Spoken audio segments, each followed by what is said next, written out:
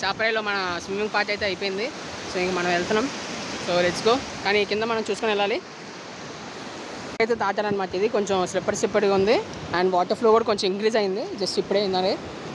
So ఇప్పుడే మనం జారబోతున్నాం కాదు, జారాను. ఓకేనా.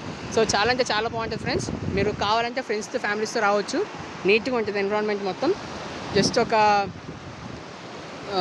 ఏమంటారు దాన్ని, చిన్న ఎంజాయ్ చేయడానికి అయితే వాటర్లో రావచ్చు. చాలా బాగుంటుంది.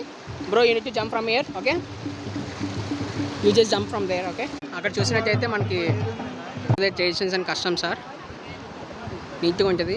వీళ్ళకంటే ఇంకా ట్రెడిషన్ ఎవరు ఫాలో అవ్వరు నీట్గా. మన ట్రిప్ అయితే ప్రజెంట్ దీంతోనే స్టార్ట్ అయింది.